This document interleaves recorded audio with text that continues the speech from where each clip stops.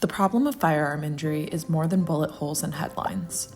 We often consider only the shooting itself, but what do we see when we look at the ripple effects of this injury?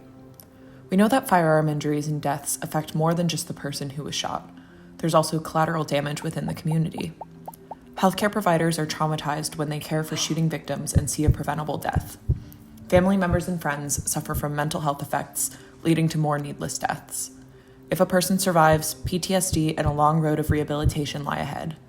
And we know that violence spurs more violence through retaliation or emulation. Today's standing answer is to legislate our society out of these issues. This approach is ineffective, pitting Americans on either side of the gun rights versus gun control debate, and inadequately addressing the needs of individuals living in a cycle of violence. But when we move upstream of the violence and view firearm injuries through a medical lens, meaningful change can happen. Here, we can approach the problem like any other medical issue. First, we define the problem by evaluating its scope and causes. Next, we identify the risk and protective factors for firearm injuries and death.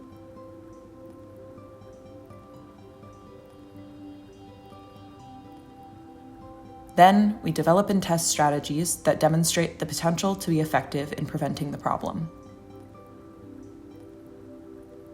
Finally, we scale up the most effective interventions.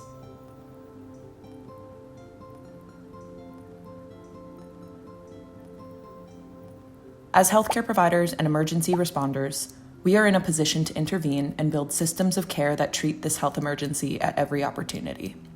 That's where AFFIRM comes in. We approach the gun violence epidemic by treating the health risks that cause it. Each of us has opportunities in our health systems, our communities, and even our own homes to decrease risk, build resilience, and promote healthy lives and behaviors. We must rethink how our society approaches gun violence and shift the understanding towards public health. Then, we must reframe the conversations surrounding firearm injuries and the disease of violence. Finally, we must resolve to treat and heal this health emergency in effective and impactful ways. The answers are out there, but they're not in politics and they're not in the criminal justice system.